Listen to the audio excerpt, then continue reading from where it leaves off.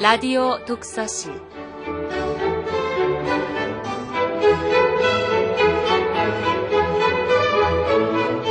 이 시간 진행의 김갑수 문화평론가입니다.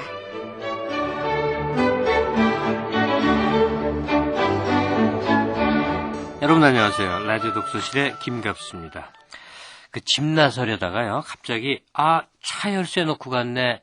핸드폰 안 가져왔네. 이런 적 많이 있죠. 한바탕 야단 법석던 기억들 다 갖고 있을 겁니다. 생각해보면요, 이게 우리가 승용차 타고 다니고 또 신용카드로 지불하고 핸드폰 쓰고 이게 그리 오래된 일이 아니거든요. 근데도 요즘의 삶이 이런 것들 빼고는 상상이 되지 않을 지경이 되고 말았습니다. 자, 이런 현상은 뒤집어서 생각해보면요, 우리가 자동차나 신용카드, 핸드폰 따위에 노예가 돼버리고 말았다. 이런 반증일 겁니다. 핸드폰 만일 집에 두고 나왔다고 생각해 보십시오. 하루 종일 불안합니다. 오늘 우리가 감상해보고자 하는 소설이요, 바로 이런 현대인들의 삶의 징후, 그 역설, 이걸 감각적으로 그려보인 작품입니다. 소설가 김경욱 씨의 단편소설 페르난도 서커스탄의 라라양입니다. 제목이 재밌죠? 페르난도 서커스탄의 라라양. 자, 먼저 금주의 신간 안내 드리고 그리고 작가와의 대화 이어나가겠습니다. 성우 이은정 씨입니다.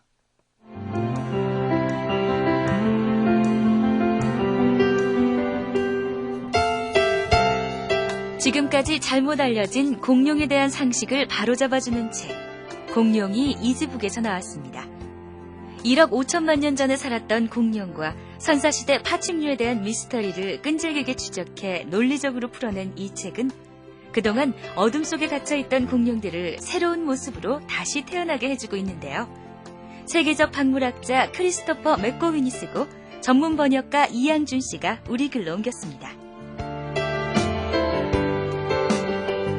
중세 피렌체의 시성이라 일컬어지는 단테의 삶과 문학적 성과들을 섬세하게 그려낸 국내 최초의 단테 평전. 중세 천년의 침묵을 깨는 소리, 단테가 푸른 숲에서 나왔습니다.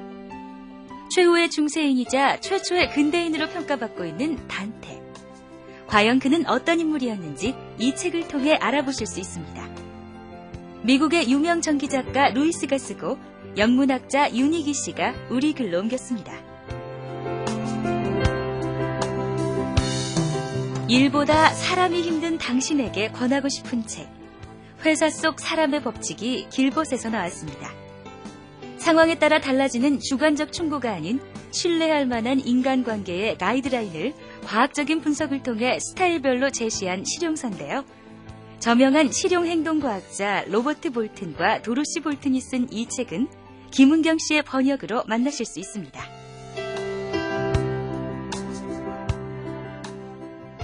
네, 금주에 주목할 만한 신간 들어보셨습니다. 오늘 말씀드린 대로 김경욱의 단편소설 페르난도 서커스탄의 라라양 함께 감상할 예정입니다. 먼저 작가 소개를 해드리죠. 소설가 김경욱 씨는 1971년생입니다. 서울대 그리고 대학원 출신으로요. 1993년에 작가세계 신인상으로 중편소설 아웃사이더가 당선돼서 데뷔를 하게 됩니다. 이후 소설집으로는 바그다드 카페에는 커피가 없다, 베티를 만나러 가다, 누가 커트 코베인을 죽였는가, 그리고 올해 장구경이 죽었다고 이 작품집이 나온 바가 있습니다. 장편으로는 아크로폴리스, 모리슨 호텔, 황금사과, 또 수상한 경력은 2004년 단편소설 장구경이 죽었다고 이 작품으로 상을 받은, 한국일보 문학상을 받은 바가 있습니다. 현재는 울산대 문예창작가 교수로 재직 중입니다. 작가 김경욱 씨와의 대화 이어나가겠습니다. 좀 멀리 계셔서요, 전화 연결입니다. 안녕하세요. 네, 안녕하세요. 네, 지금 울산에 계신 거죠? 네네. 자신이 하는 작품 소개를 한마디로 설명할 수 있는 건 아닌데, 네네. 우리한테 작가 김경욱 씨를 이해할 수 있는 좀 단서를 좀 얘기해 주셨으면 좋겠어요. 제가 쓴 작품들이 대체로 인터넷이나 영화 이런 현대 대중 매체들이 이제 많이 등장을 하는데요. 네. 텔레비전도 등장하고 그런 것들은 그래서 제가 특별히 의식을 하고 그렇게 썼다기보다는, 그러니까 주로 제가 탐구했던 그 부분들이, 그러니까 제가 지금 살고 있는 이 현대성의 그 특징이 무엇인가, 네. 그리고 현대성이라는 것의 본질이 무엇인가를 이제 그 천착을 하다 보니까 이제 그런 대중적인 매체들이 많이 등장을 한 것 같습니다. 네. 지금 연세로 보자면 제가 양력 속에서 간단히 말씀을 드린 바가 있었어요. 지금 30대 중반이시란 말이에요. 네네. 그 경계에 있는 것 같아요. 네네. 그죠? 지금 네네. 9세대들이 누려왔던 삶의 양상도 분명히 잘 알 테지만 지금 네. 10대, 20대들이 누리고 있는 것도 함께 이제 포함하고 있는 그런 네. 삶이죠. 이 작품 페르난도 서커스단의 라라양, 뭐 제목이 우선 좀 괴상해서 말이죠. 예. 이게 어디서 온 제목입니까? 이거는 그 그러니까 인상파 화가 드가의 그 그림 제목을 제가 이제 따와서 예. 소설 제목으로 썼습니다. 네. 어떤 얘기인지 잠깐 밑그림만 그려주시면 좋겠는데. 30대에 이 독신을 고집하고 있는 이 여성 작가가, 예. 그러니까 자기 의지하고 상관없이 그 낡은 자동차가 한 대 생겼어요. 우연히 자동차가 생긴다. 네네. 예. 그러니까 친하게 지내던 친구가 역시 같은 이제 독신주의자였는데, 갑자기 이제 결혼을 하고 남편을 따라서 중국으로 가는 바람에 이제 자기가 몰던 차를 친구에게 이제 넘겨줬는데, 예. 그래서 자기는하고 의지에 상관없이 생긴 그 낡은 자동차 때문에 생기게 된 이야기들, 그리고 자동차를 이제 몰기 위해서 도로 연수, 시내 연수를 받는 과정에서 그 생기게 된 여러 가지 이제 얘기들을 쓴 작품이 이 페르난도 서커스단의 라라양입니다. 근데 드가 그림하고 이 얘기하고는 무슨 관계가 있는 겁니까? 사실 이 작품을 쓰게 된 모티프가 네. 그 드가의 그림을 보고 그 작품을 쓰게 됐습니다. 그래서 그 그림에서 사실은 그 그림에서 가장 그러니까 인상적인 어떤 그 주인공은 그 서커스 단원이 아니라 어쩌면 그 보이지는 않지만 그 서커스 단원의 어떤 위태로운 모습을 통해서 간접적으로 드러나는 어떤 시선, 이 라라양을 바라보고 있는 사람들의 시선이 아닐까라는 예. 그 생각을 가졌어요. 그래서 그걸 이제 그 모티프로 해서 그러니까 여러 다른 사람들의 우리 그 뭐 보통의 사람들, 현실적인 사람들의 어떤 시선에 얽매이는 혹은 그 시선에 이제 그 갇혀 있는 어떤 예외적인 존재의 예. 모습을 한번 그려보면 재밌겠다 싶어서 이제 이 글을 쓰게 됐습니다. 그럼 먼저 애청자 여러분들께 작품을 선보이고 그리고 우리 네. 또 얘기해 나가도록 하죠. 네. 이 작품을 보면 아주 세련되고 탈세속적인 주인공도 등장하지만 네. 아주 촌스럽고 후줄근한 인생도 많은데 네. 작품을 보면 사람들은 그 중에 등장인물 중에 누군가와 자기를 이렇게 동일시하게 됩니다. 네. 누군가와 동일시가 되는지를 염두에 두시고 네. 작품 접하시기 바랍니다.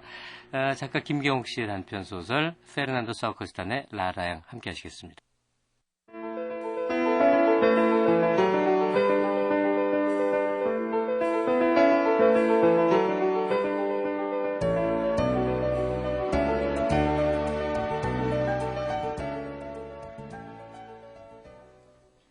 페르난도 서커스단과 상관없는 이 이야기는, 페르난도 서커스단의 라라양과는 더욱 관계없는 이 이야기는 난데없는 자동차의 출현에서 비롯된다. 내겐 휴대전화와 자가용이 없었다. 얘, 넌 어쩌면 남들 다 가지고 다니는 핸드폰 하나 없니? 연락도 제때 안 되고 말이야. 말도 마. 핸드폰뿐인 줄 아니? 쟤 신용카드도 없잖아. 어머, 정말? 별일이네. 난 카드가 넉 장이나 되는데. 나 얼마 전에 새 차 뽑았잖아. 어머머. 카드 할부로 뽑았다고. 어머. 얼마나 편리한 세상이니? 아우, 근데 넌 세상에... 쟤는 차도 카드도 핸드폰도 없어요. 어머. 그 세 가지 다 없는 사람은 아마 차 안 할 거야. 하여간에 천연기념물이라니까. 그리 오래되지 않은 과거의 한때, 휴대전화가, 자가용이 선택받은 삶의 증거였던 적이 있다. 하지만 너나 할 것 없이 앞다투어 이동통신에 가입하고 신용카드 한 장으로도 자동차를 뽑는 과잉의 세상에서 의도적인 결핍은 되레 자부심의 원천이 되기도 한다. 맞아. 천연기념물이라니까. 그뿐이니? 쟨 남편도 없잖아. 독신주의자는 아니지만 결과적으로 30이 훌쩍 넘도록 혼자 살고 있는 나를 친구들은 동정어린 시선으로 바라봤다. 그러나 나에겐 오히려 그네들의 판을 박힌 삶이 가여웠다. 소유한 것이 많은 만큼 그들에겐 두려운 게 많았다. 요즘 아무래도 남편이 좀 수상해. 남편 핸드폰 음성 사서함을 몰래 들어봤거든? 근데 자기야 사랑이 어쩌고 하는 내용에 여자 목소리가 저장돼 있는 거야. 어머, 웬일이? 얘, 자동차 위치 추적 서비스 있잖아. 너 거기 가입해서 남편 동선 체크해봐. 바람기는 사전에 잡아야지. 그냥 놔두면 불 붙는다, 너. 맞아. 사전에 봉쇄를 해야지. 그럼. 요새 뭐 이혼녀를 뭐 돌아온 싱글이니 뭐니 하지만 화려한 더블이 더 낫지 않니? 그렇지. 아무렴 싱글이 지 아무리 화려해봤자 속으로는 골병 들 거 아니니. 맞아. 외롭잖아. 자꾸 늙어가는데. 친구들은 아이가 우리말을 떼기도 전에 네이티브 스피커가 가르치는 영어 학원에 몰아넣었다. 카드 할부로 뽑은 자가용을 몰고 주말이면 백화점으로 할인점으로 쇼핑을 다니며 유행에 뒤처지지 않기 위해 최신 스타일의 옷을 구입했다. 그러니 나는 당당하게 말할 수 있다. 나에겐 휴대전화도 없고 자가용도 없고 신용카드도 없고 남편도 없다. 잃을 게 없으므로 나에겐 두려운 게 별로 없다. 시청 앞 지하철역에서 너를 다시 만났어. 나 상하이로 가게 됐어. 어머, 아니 왜? 결혼한 지 한 달 만에? 남편이 중국 지사로 자리를 옮기게 됐거든. 아이, 그럼 너 다니던 직장은 어떡하고? 벌써 때려치웠지. 뭐? 가정 돌보기 위해서 자신의 삶을 포기하는 건 미친 짓이라고 할 때는 언제고. 포기하는 거 아니야. 삶의 방향을 바꾸는 거지. 중국 가서 뭐 할 건데? 중국어 배울 거야. 하긴 그것도 뭐 좋겠네. 저기 너 내 차 가져라. 뭐? 차? 싫어. 차 같은 건 절대 소유하지 않는 게 내 생활 신조다. 너 내 친구 맞지? 그래. 친구로서 넌 내가 마음 편히 출국하길 바라지. 당연하지. 그러니까 넌 내 차를 가져야 하는 거야. 싫어. 해괴한 3단 논법으로 나 꼬드길 생각하지 마. 나는 지금 3단 논법에 대해 말하고 있는 게 아니라 너의 행복에 대해 얘기하고 있는 거야. 뭐? 내 행복? 그래. 난 말이야. 친구 중 유일한 싱글로 남은 널 혼자 두고 차마 떠날 수가 없어. 마음이 너무 아파서. 나한테 행운을 안겨준 차를 너한테 넘겨야 그나마 마음이 좀 편해질 것 같아. 이 대목에서는 약간의 설명이 필요하다. 그녀의 차가 고속도로에서 갑자기 멈춰버린 일이 있었다. 그때 가던 길을 멈추고 그녀를 도와준 사람이 바로 그녀의 남편이었다. 역시 그녀는 결혼하게 된 걸 복권에 당첨된 것쯤으로 생각하고 있는 것이다.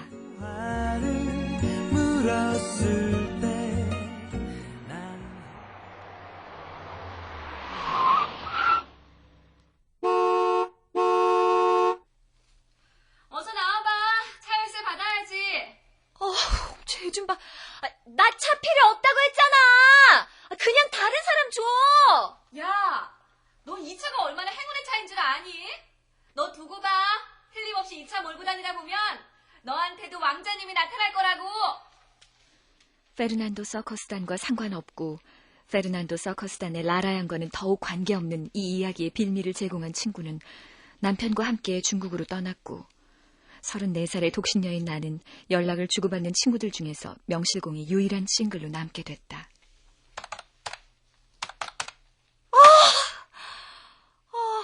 어떻게 된 거야? 도대체 밤을 새워도 제대로 된 글 한 줄 안 나오잖아. 가만있어 봐. 맞아. 이건 전적으로 그놈의 자동차 때문이야. 억지로 그놈의 차 떠맡은 때부터 내 삶의 리듬이 이거 엉망이 되고 만 거라고. 나는 친구의 차를 방치함으로써 결핍에 근거한 나의 프라이드를 지킬 수 있다고 판단했다. 내가 방치하는 동안 친구의 차에는 먼지가 켜켜이 쌓였다. 내 차 좀 봐. 반짝반짝 빛나지? 너한테 넘기려고 세차까지 하고 온 거야. 책상에 면한 창문 너머로 때전 친구의 차가 눈에 밟혔다. 그러나 나는 차를 애써 외면하며 이를 악물고 버텼다. 차를 몰지 않는 건 취향이 아니라 신념이었으므로.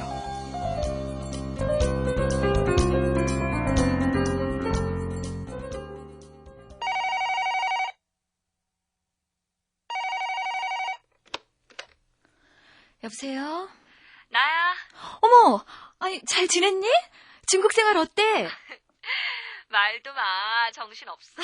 그치. 우습게 볼 거 아니더라. 여기 상하이는 서울보다 더 번쩍번쩍해. 아주 자본주의의 전진기지라니까. 그래. 아, 참, 너 내가 준 차는 어떠니? 좋아. 아니, 너 중국어 좀 늘었니? 너 차 잘 몰고 있는 거야? 그럼 잘 몰고 있어. 다행이다. 사실 난 네가 그 차를 주차장에 처박아두면 어쩌나 걱정했었거든. 아니, 그럴 리가 있겠니. 친구의 성의를 무시할 순 없지. 차 잘 달리지? 잘 달려. 가끔 바람 쐬러 교회로 나가기도 해. 잘 됐다. 나 없다고 집에 틀어박혀서 방바닥만 긁고 있는 줄 알았는데 씩씩하게 잘 살고 있네. 걱정 마. 덕분에 운전 실력도 많이 늘었으니까. 어머, 그래? 예, 통화요금 많이 나오겠다. 전화 이만 끊자. 저기 나 다음 달에 잠시 귀국할 예정이야. 응? 그때 너 그 차 몰고 인천공항으로 마중 좀 나와줘.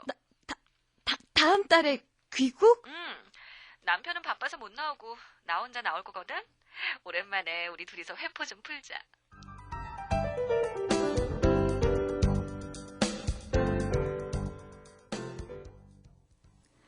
친구를 잃지 않기 위해 난 차를 몰아야 할 처지였다.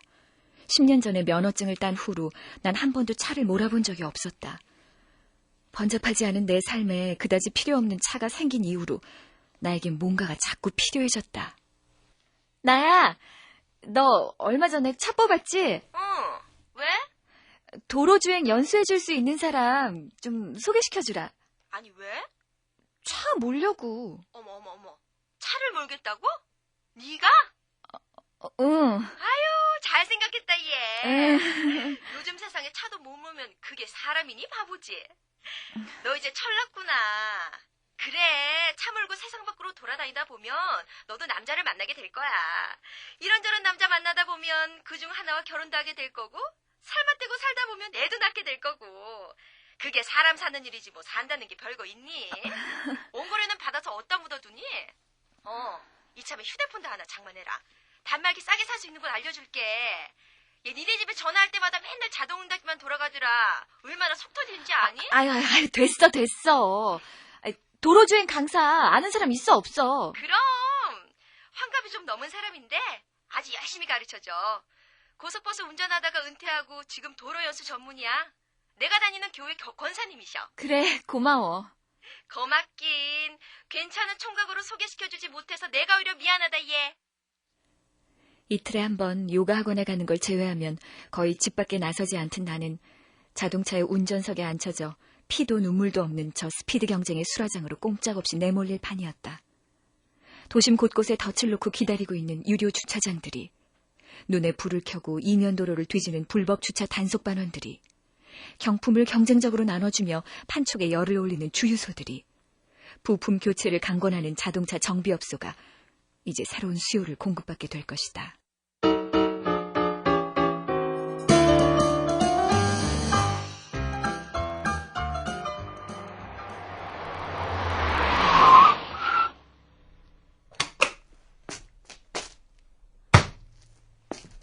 반갑다. 자, 악수. 네. 안녕하세요. 자, 이건 내 명함. 박수동. 명함에 박힌 그의 이름이었다. 프리랜서 드라이버, 마포구 청소년 선도위원, 바른생활 실천협의회 마포 지부장, 시인. 화려한 이력의 대미를 장식하고 있는 시인이란 단어는 유독 한자로 적혀 있었다. 명함은 없나? 없는데요. 오, 신기하네. 요즘 젊은 사람이 명함도 없어? 그러고 보니 나에겐 없는 게 하나 더 있었던 셈이다. 비밀이 없다는 건 가난하고 허전한 일이지만 명함이 없다는 건 가난하지만 홀가분한 일이다. 작가라면서? 아니, 이게 나에 대해서 무슨 말을 이렇게 다 한 거야? 남의 신상 정보를 함부로 이렇게 다 말해도 되는 거야? 내가 몰고 온 이 차로 도로 주행 연수를 할 거야. 이 차는 승용차를 연수용으로 개조한 차야. 원래 흰색이었지만 도로주행 연수를 시작하면서 노란색으로 칠했어. 네. 자, 타지? 네. 아니, 운전석에 타야지. 아, 예. 내가 조수석에 탈 거니까 걱정 마. 응? 운전은 무엇보다 자신감이야.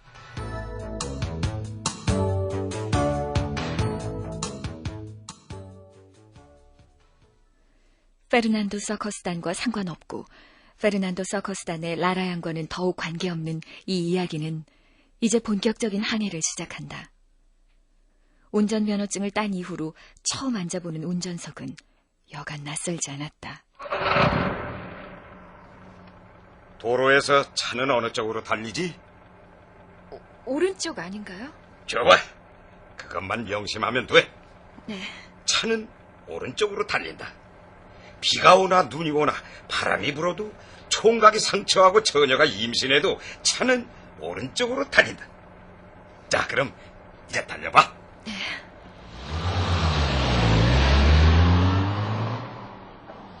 내가 새들어 사는 원룸이 있는 이곳은 서울에서도 손꼽히는 인구 밀집 지역이라서 낮이고 밤이고 인적이 끊이지 않았다. 지뢰밭이 따로 없었다. 차는 기어가다시피 했다. 급기야 그 골목을 벗어나기 직전에 일이 터졌다. 어떻게 아저씨 어떡해요? 이봐, 침착해. 내려서 살펴보라고. 어디 보자. 어떡해요? 전봇대 피하느라고 그만 주차된 차 백미러를 쳤어요. 어떡해요? 백미러가 덜렁덜렁해졌어요. 붙어있으면 됐다. 어서 타라. 네? 하지만 전화번호라도 남겨두게? 아사라, 스스로 잘못을 인정하면 껍질까지 벗기려 드는 게 세상 인심이다. 이렇게 비좁은 골목에 주차하면서 백미러를 접어놓지 않은 사람한테도 책임은 있는 거야.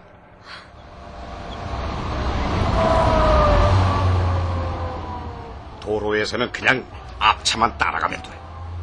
적당히 거리만 유지하면서 앞차 꽁무니만 보고 따라가면 문제없어. 그는 내 운전에 대해 쓰다 달다 말이 없었다. 그가 내게 무슨 말을 건넸다고 해도 어차피 나에게는 대꾸할 여력이 없었다. 앞차만 따라가다 보니 어느새 여의도였다. 잠깐 쉬었다 가자. 네. 저길로 내려가. 네. 한강시민공원 주차장에 차를 세우라.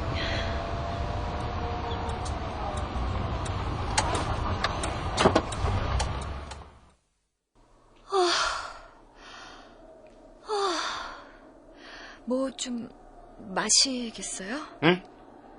난 괜찮아. 신경 쓸 거 없어. 저는 갈증이 너무 나서요. 음료수 마실 거거든요. 뭐 하나 드세요. 전 그렇다면 난 아이스크림. 날도 추운데 따뜻한 커피라도. 아이스크림. 찬바람이 휘몰아치는 한겨울의 한강변에서 나는 아이스크림을 찾아 헤매야 했다. 아이고, 참 좋은 세상이야. 응? 네? 엄동설안에도 아이스크림을 마음대로 먹을 수 있으니 참 이거.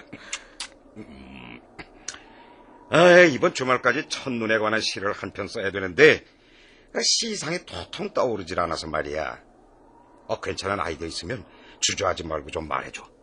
응? 자, 출발하지. 네.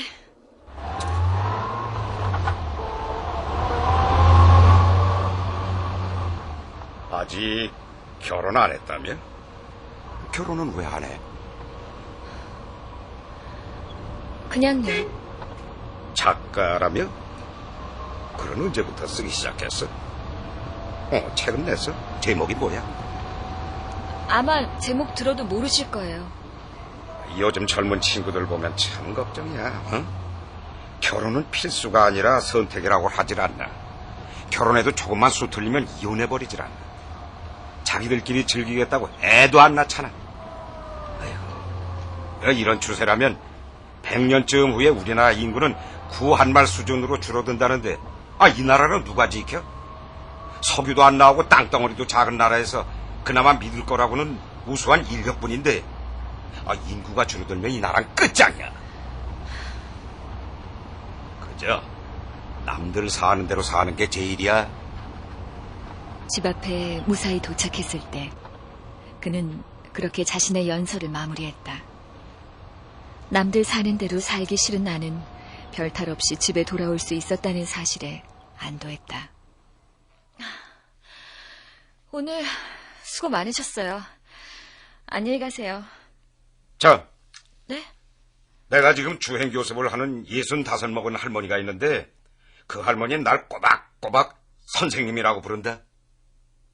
내일 보자.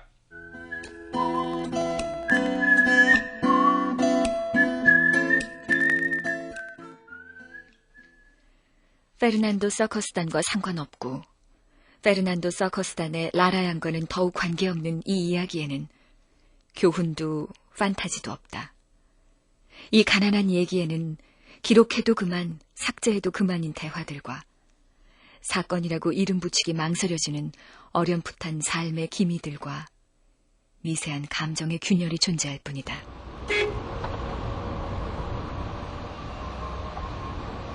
앞차 잘 따라가. 신호 잘 보고.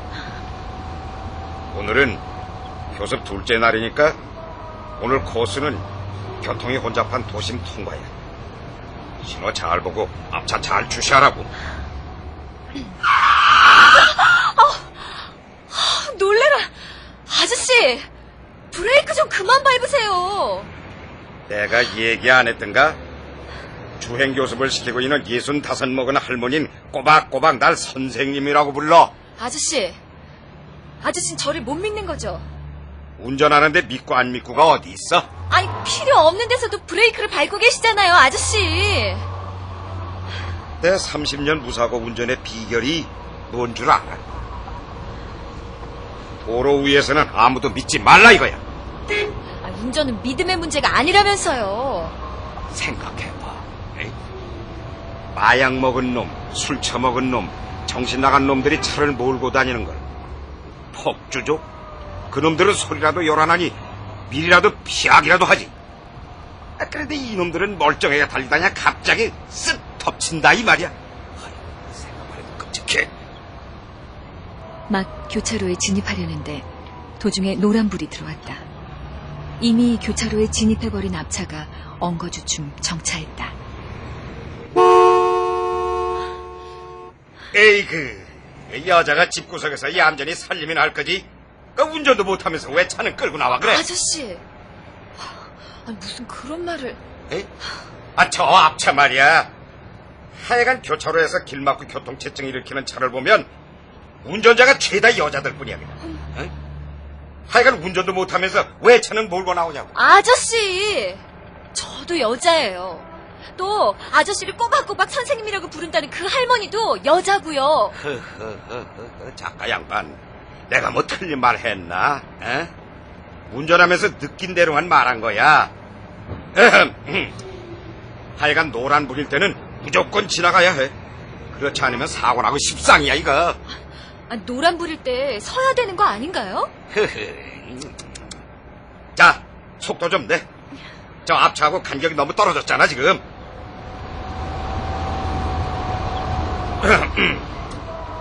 아이고야, 내 첫눈에 대한 시를 써야 하는데 통 시상이 떠오르질 않네. 좋은 생각 없어 작가 양반? 어제도 말씀하셨어요. 그랬나? 좋은 생각 없어? 없어요. 난 말이야, 애들이 5이야. 우리로 딸리에선 다 시집갔고 늦둥이 막내 아들은 올해 수능 쳤어. 이 법대 보내려고 하는데 이 녀석이 이거 친구들하고 몰려다니면서 밴드인가 뭐는가 한다고 해서 걱정이야 이거. 작년 내 환갑 땐 딸들이 보내줘서 부부 동반으로 동남아 여행을 다녀왔어. 자, 봐봐. 이게 우리 가족 사진이야. 횡단보도 앞에서 잠시 신호 대기하는 동안 그는 내 눈앞에 가족 사진을 들이밀었다. 15년쯤 전에 찍은 사진이야. 애들이 다 안경 썼지? 그게 왜 탁해서 그래? 난 눈이 좋아서 돋보기 없이도 신문을 읽을 수 있는데 말이야.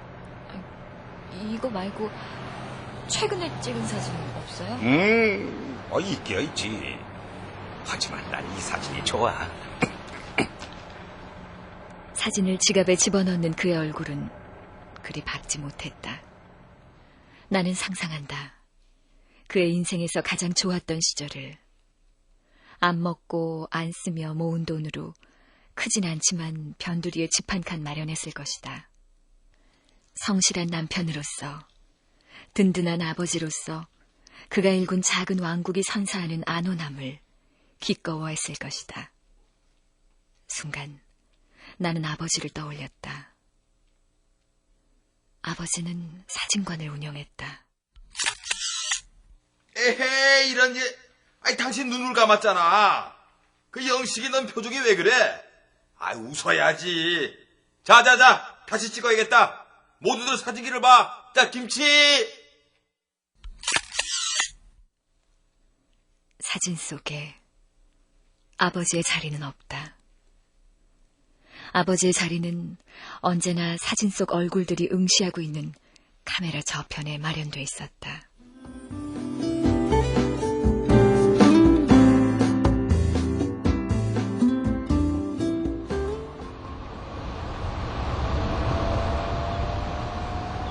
야, 저기가 전엔 동물원이었는데 마누라한테 청혼한 곳이 바로 창경원 원숭이 우리 앞이었지. 여보시오.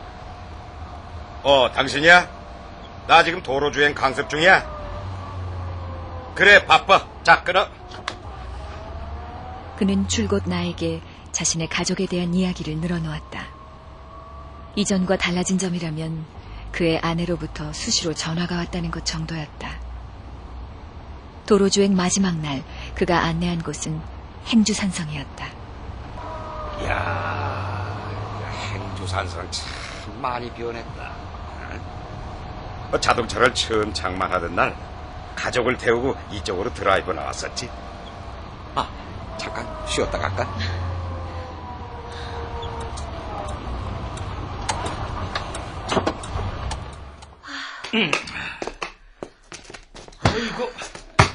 이거 목이 텁텁하네. 아이스크림이 먹고 싶은데? 사올게요. 산성 입구 가게에서 아이스크림을 사서 들고 돌아왔을 때 그는 통화를 하고 있었다. 자꾸 전화질 하지 말라 그랬지? 어디긴 어디야, 도로 위지. 그저 전화질 할 정신이 있으면 하나밖에 없는 아들놈 단속이나 잘해야 좀. 뭐? 오토바이 좀 사달라고? 꿈 깨라 그래. 이놈의 자석이 허파에 바람만 잔뜩 들어가지고 말이야. 전화 끊어.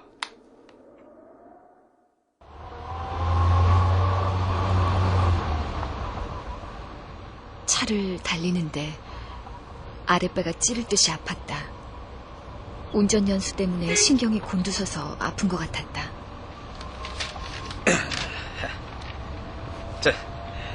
내가 드디어 시를 완성했거든. 응? 자, 읊어볼 테니까 감상을 좀 얘기해줘.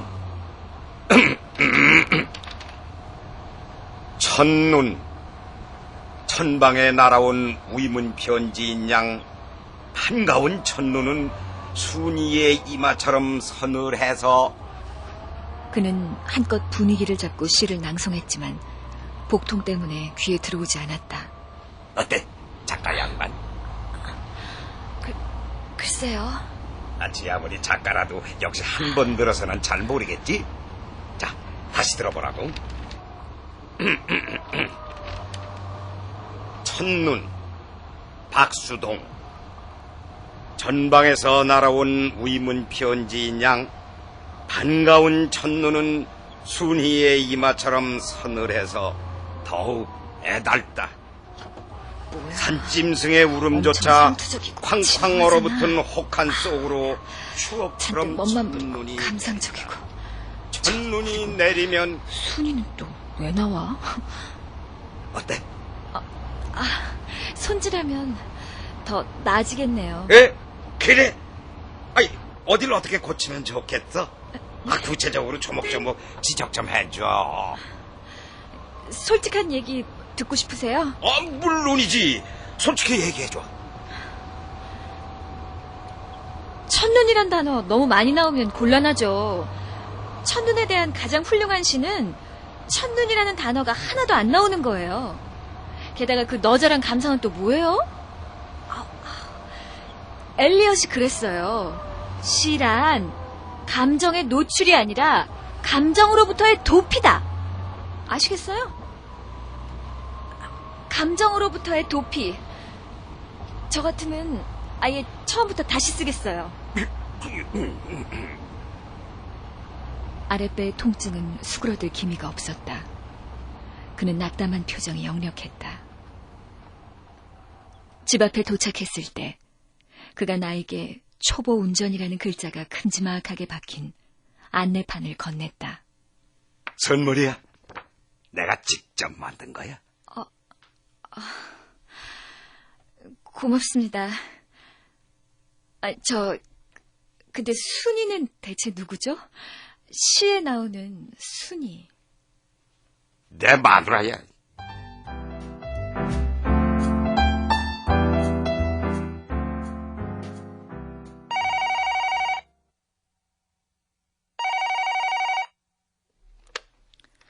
여보세요? 엄마! 잘 계셨어요? 다들 편안하시죠? 그래. 너 이번 설에 고향에 내려올 거냐? 또 맞선 나가게 하려고? 네 아버지가 가족 사진 찍자고 오신다. 가족 사진? 그래. 그 오빠네 식구들도 모두 올 거다. 갑자기 가족 사진은 왜? 가족 사진 찍는데 이유가 필요하냐? 응? 네가 짝 찾을 때까지 기다리다가는 영영 못 찍을 것 같아서 그래. 내려올 거지? 생각해 볼게. 생각은 무슨. 무조건 내려와.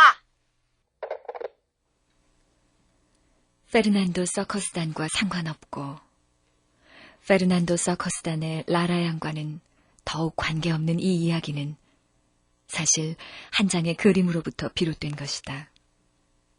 그것은 내 책상 바로 앞 창문에 붙어있는 그림이다.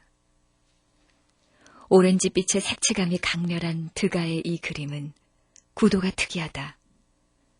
줄을 입에 물고 허공에 매달려 있는 페르난도 서커스단의 라라 양의 모습은 그것을 올려다보는 시선의 존재로 인해 더욱 위태롭게 느껴진다. 그 여자는 타인들의 시선 속에서 올라가지도 내려오지도 못하고 허공에 매달려 있다. 추락하지 않기 위해 이를 악문 채.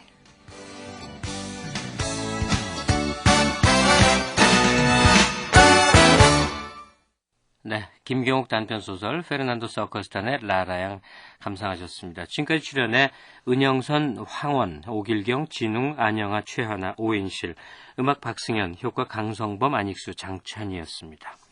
자, 김경옥 선생님. 네, 지금 작품들을 같이 감상을 했습니다. 네. 새삼 느끼지만 난 박수동은 되지 말아야 할 건데 비슷한 게 맞네 그 생각을 했는데 어떡하죠? 여기 그 박수동이라는 인물이 사실 굉장히 그 세속적이고, 예. 그러니까 보통의 삶, 그냥 평범한 그런 삶을 살아가는 인물인데, 그 꼭 이 인물이, 그러니까 부정적인 인물로 저는 이제 이렇게 그리지는 않았습니다. 예. 그러니까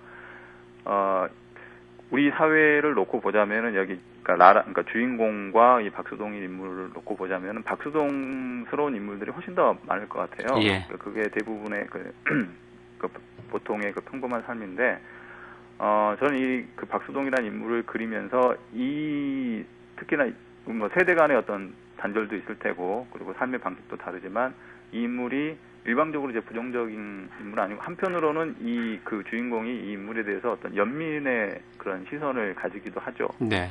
그 첫사랑의 어떤 시가 자기 아내에게 이제 바치는 시다라는 이런 그 이야기를 들으면서 예. 어떤 연민을 느끼기도 하죠. 그래서 일방적으로 이 인물이 이제 부정적인 인물은 아니고 나름대로의 어떤 그 삶을 꾸려가려고 하는 그런 인물인데, 그러니까 중요한 것은 여기 나온 주인공, 독신으로 살아가는 이제 여류 소설가와 이 박수동이라는 인물 둘 중에 어떤 인물이 더 긍정적인가, 라는 것보다는 이 두 인물이 어쩜 이렇게 다른 언어를 구사를 하고 다른 생각을 하고 살아가게 될까. 근데 지금 보면 우리 사회에서 정말 다르게 살아가는 다른 생각을 가지고 있는 사람들이 모여 살고 있단 말이죠. 마치 보면 이건 다른 외계의 그런 인물들 같기도 하고 어떤 면에서는 같은 한국말을 쓰고 있지만 전혀 다른 언어를 구사하면서 살아가는 그런 것 같은 그런 괴리감을 줄 정도의 그런 이 다른 삶을 살아가는 사람들이 공존을 하는데, 그러니까 중요한 것은 그 사람들이 어느 쪽이 옳고 그르냐가 아니라 이렇게 다른 사람들이 살아가고 있다는 것. 그래서 여기 여류 주인공과 그 박수동이라는 인물이 얼마나 소통이 불가능해지고 있는가, 얼마나 그 차이가 있는가를 이제 더 중점적으로 얘기를 해보고 싶었습니다. 네. 이 하나의 작품을 이제 여러 시선으로 볼 수가 있지 않겠습니까? 네네네. 제 경우에는 이 작가의 작의 쓰고자 하는 여러 동기 중에 이제 저한테 주목되게 느껴진 건 어떤 이제 통속성과 그런 통속성을 견제하기 힘들어하는 어떤 견관, 성찰이 깃든 자의식하고 이것이 이제 정면으로 맞닿았을 때 어떤 반응이 일어나느냐 이걸 재밌게 이제 그려봤다는 생각이 들어요. 하지만 역시 작가 김경옥에 대한 관심은 인터넷 문화를 살아가는 요즘 사람들의 특히 젊은 세대의 삶의 풍속도가 아닌가 싶은데 어떤 관심으로 어떻게 펼쳐나가는지를 좀 설명을 해주시면 좋겠어요. 인터넷, 특히 뭐 특정하게 인터넷이라고 국한시킬 거는 아니겠지만 아니고요. 그러니까 인터넷이나 저한테는 이제 영화나 아니면 뭐 텔레비전 드라마나 이런 게 다 같은 이제 층위에서 받아들여지는데요. 그러니까 저는 기본적으로 그러니까 제가 살고 있는 이 세계라는 거는 그러니까 거대한 책, 그러니까 이를테면 거대한 텍스트라고 저는 생각을 합니다. 그래서 제가 글을 쓰면서 해야 되고 하고 싶어하는 거는 제가 지금 살고 있는 이 세계를 하나의 책이라고 볼 때, 이 텍스트라고 볼 때 이 텍스트가 과연 어떤 의미를 갖는가, 그걸 읽어나가는 거죠. 그래서 저에게는 글을 쓰는 거는 말하자면 일종의 그 독서 행위하고 이제 같다고 생각이 되는데요. 그래서 이 세계의 의미를 이제 파악하는 데 있어서 가장 그 효과적이고 가장 그 의미 있다라고 판단되는 텍스트는 저에게는 그런 인터넷이나 영화나 텔레비전 같은 그런 대중 매체라는 거죠. 그래서 그런 매체를 읽으면은 지금 우리가 살아가고 있는 이 현대의 어떤 그 본질이랄까 그런 의미 같은 거를 파악할 수 있지 않을까라고 생각을 해서 개인적으로 그런 쪽으로 이제 그 작품을 더 많이 쓰고 있는 것 같습니다. 지금 말씀 중에 제가 흥미롭게 발견하게 되는 게요. 과거에 소설 쓰기 내지는 작품을 문학을 한다는 게 이제 왜 그걸 하느냐 했을 때 반성하는 행위라는 용어를 많이 썼어요. 이 세상에 대해서 성찰하고 되물어보고. 근데 지금 젊은 작가 김경옥 씨의 말은 세상 읽기라고 표현을 하셨어요. 이 세상이 너무나 복잡하고 설명될 수 없는 모호한 것으로 가득 차 있는 이 세상이 바뀌었다는 얘기네요. 지금 서로 주고받은 얘기는 사실 좀 더 많은 대화가 필요한 대목인데 지금 우리 이 시간에 뭐 속성상 간단히 짚고만 그냥 넘어갈 수밖에 없다고 생각이 들어요. 짧은 동안에 굉장히 책을 많이 발표하셨거든요. 습작은 어떤 과정을 거쳐서 지금에 도달하신 거예요? 저는 뭐 굉장히 이른 나이에 제가 데뷔를 했습니다. 20대 뭐 초반에 했으니까요. 그래서 상대적으로 제가 습작을 많이 못하고 바로 이제 글을 써야겠다라고 하면서 바로 이제 데뷔를 해서 그 습작을 많이 거치지 못했죠. 아쉬우세요? 근데 지금 돌이켜서 생각해 보면은 그러니까 20대 때 썼던 작품들이 결국은 그 어떤 그런 과정이 아닐까라는 생각을 하는데 제가 뭐 우스갯소리 뭐 반 농담 반 진담으로 이제 그런 얘기를 종종 하는데요. 제가 지금까지 낸 책들 뭐 책꽂이나 이런 걸 보면서 가끔 이제 한숨을 쉬죠. 20대 때 너무 많은 책을 냈다라는 얘기를 하는데요. 그래서 20대 때 좀 책을 한 반만 썼으면은 참 좋았을 거 하는 겸양의 말씀이신 것 같아요. 그게 나중에 이제 부담이 되기도 하죠. 연세 많은 선생님들은요. 문장이 완성되지도 않았는데 프로페셔널 작가 노릇한다고 비판하는 경우도 많은데 문장이 완성돼서 거의 갇힌 사람들이 그 당대에 예민한 얘기 못 건드리는 것 같아요.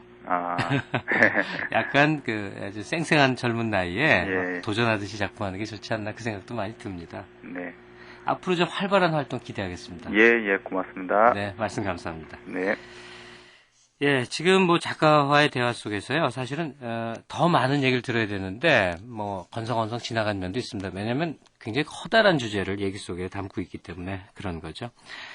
어쨌든, 오늘이요, 우리 뭐, 자동차, 핸드폰, 신용카드 이런 걸로 대표되는 현대적인 도시적인 삶의 양상, 이 속에서 진부하고 상투적인 삶의 세계에 들어가지 않으려고 애쓰는 어떤 주인공의 얘기, 그 작품을 감상해 본 바 아닙니까? 이건 뭐죠, 타인의 시선에 갇혀서 올라가지도 내려오지도 못하고 허공에 매달려서 쩔쩔매는 이 서커스단의 라라양 같은 그런 삶을 표현한 게 아닌가 싶기도 합니다. 예, 우리의 삶이라는 게 타인의 시선에 영향받는 거 아닙니까? 네. 그것을 은유하는 작품, 그것을 생각해보게 만든 작품, 작가의 말대로 하자면 그 복잡한 현실이라는 텍스트를 그려본 작품. 예, 좋은 작품 함께 했습니다. 편안한 휴일 되시기 바랍니다. 중국행 비행기가 곧 이륙할 예정입니다. 아참, SK텔레콤 고객이라면 여권 그리고 자동 로밍을 꼭 챙겨주시기 바랍니다. 해외 위급 특보 서비스부터 긴급 의료, 통역 지원까지 이제 안전도 로밍하십시오. 여행 필수품 SK텔레콤 자동 로밍. 물잠자리 날개짓하며 물풀 위에 앉았다. 쉬어가렴. 몸은 들어 인사하는 물풀. 생명 위에 생명이 놀고 있는 곳. 여기는 숲. 숲의 소리를 들어라. 우리 강산 푸르게 유한 김벌리. 하나, 둘. 당신의 혈액순환 나이는 몇 살이세요? 혈액순환 나이? 나이가 들수록 혈관에 노폐물이 쌓여 혈액순환 장애가 생길 수 있습니다. 혈액순환 장애, 서큐란이 대책이다. 혈액을 잘 돌게 하는 서큐란. 건강하게 오래 사세요. 중국행 비행기가 곧 이륙할 예정입니다. 아참, SK텔레콤 고객이라면 여권 그리고 자동 로밍을 꼭 챙겨주시기 바랍니다. 해외 위급 특보 서비스부터 긴급 의료, 통역 지원까지 이제 안전도 로밍하십시오. 여행 필수품 SK텔레콤 자동 로밍. 흩날리는 그녀의 머리카락, 어디론가 날아가는 새들, 어둠을 질주하는 자동차. 너는 찍고 싶은 걸 찍을 수 있는가? 흔들려도 어두워도 보다 선명한 후지필름 파인픽스. 외딴국도를 가다 연료등에 불이 들어오면 제일 먼저 빨간색 주유소가 떠오르시죠? 낯선 길일수록 왠지 빨간색 주유소가 더 믿음이 가잖아요. SK 주유소. 꼭 빨간색만 보고 가는 건 아닙니다. 마음속의 주유소 SK. 지금까지 극본 김성희, 기술 이흥규, 연출 승원세였습니다.